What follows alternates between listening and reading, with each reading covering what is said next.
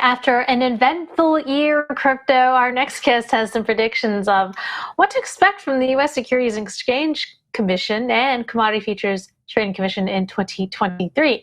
Joining us is Michael Selig. He's a counsel at law firm Willkie Farr and Gallagher. Michael, thanks for joining us. So you wrote an opinion piece for CoinDesk titled 2023, the Year of Regulation versus Decentralization. Tell us about some of the takeaways here. Yeah, absolutely. I think 2023 really will be a year of the regulators versus the builders, regulation versus decentralization. And there's a common thread running between all of the SEC enforcement actions that have been brought over the years. And that is really pushing projects to decentralize, right? There is some central actor at the center of a lot of these projects, says Gary Gensler, and his view is that these projects are associated with investment contracts.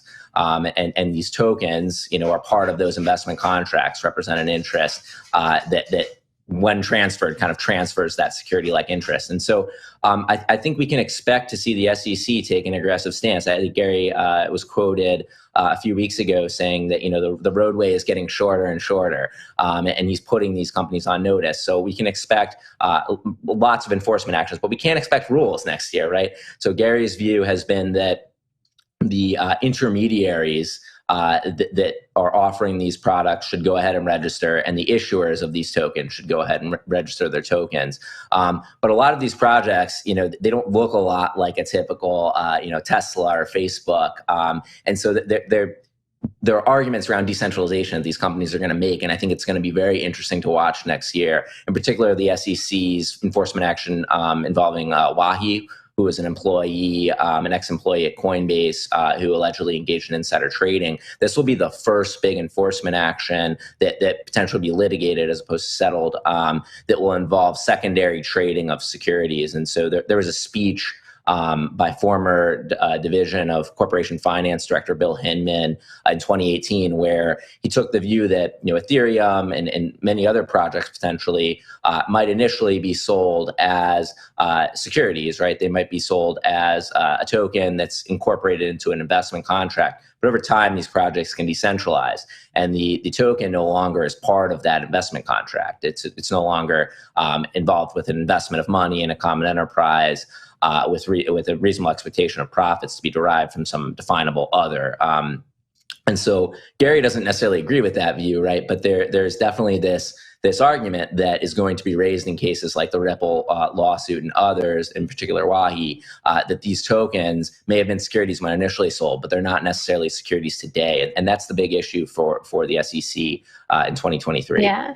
It's interesting you say that because with Ethereum, at least, they do say it could have been sold as a security. Now it's no longer a security. Now it's officially decentralized, more like a commodity. But now there's actually talk that since they changed from proof of work to proof of stake, there's some reward mechanism that makes it an investment contract right now. So it could actually become a security again. So that's something that we certainly are watching out for. Gary Gensler has repeatedly said that there's no need for further regulation, that the rules are already clear. Do you agree with that? Absolutely not. I mean, I think the view of Gensler is that the vast majority of crypto assets out there are securities, and so they should just be treated like any other security, right? The issuer should register them or find an exemption.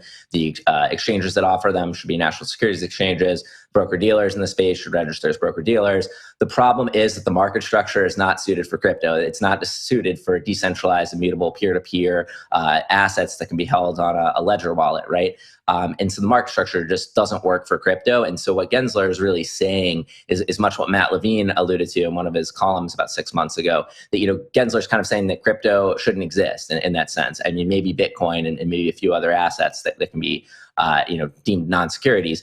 But his argument is that if they're securities, they should just come under the existing umbrella, which doesn't really work very well for crypto assets. And so without some sort of exemptive relief or a new market structure with different rules, it's going to be very hard for most projects to comply with the securities laws. And you're forecasting more enforcement actions from the SEC next year.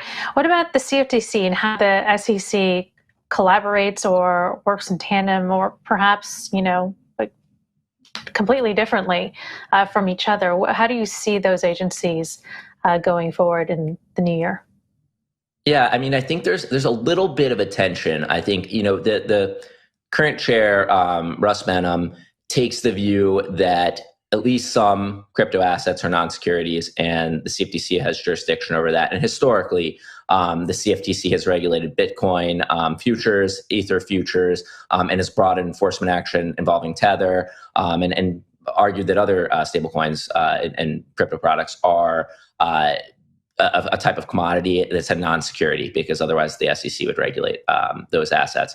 And so there's definitely this tension between the CFTC and the SEC. But of course, the CFTC doesn't have the regulatory authority to regulate spot markets. It only has the authority to regulate the futures and swap markets. It can regulate to a limited extent fraud and manipulation in markets involving commodities, but not holistically as it does for futures and as the SEC would do. So it creates a little bit of a tension that the biggest tool that the CFTC has to show that it can be the cop on the beat and that it can regulate these markets is to bring enforcement actions.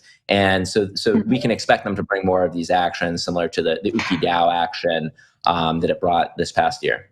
Yeah. Do you think regulators could have prevented the Terra ecosystem collapse, the collapse of all these crypto lenders and the FTX collapse? I mean, these were global enterprises that were not necessarily US based, or said they weren't at least. Could they have protected consumers? I think Terra is interesting because some people kind of group it into the lump of the DeFi, decentralized protocols, but really it was fairly centralized, right? There was this guy Do Kwon that was pretty tied up in the entire enterprise.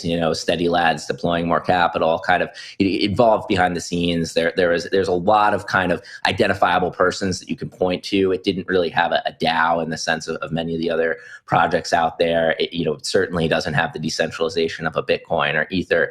And so, look, there might have been an argument for the SEC to move in and regulate that as a security, or make arguments there. The SEC did serve Do Kwon with a subpoena about a year ago at Mainnet, Masari's conference. So, I mean, there certainly was some investigation going on with respect to Do Kwon.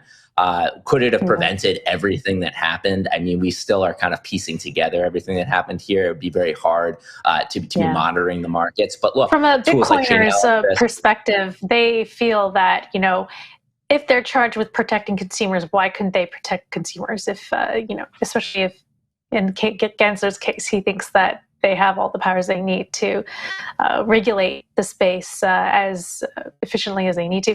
One other topic I just wanted to touch on was they did enforce action against Kim Kardashian, of all people. And, there were certainly other celebrities in the space who promoted cryptocurrencies. I'm thinking of Kevin O'Leary, who recently revealed that he received $15 million from FTX's spokesperson. Of course, there was Matt Damon, who was backing Crypto.com, that exchange, saying, it's cryptos for the bold.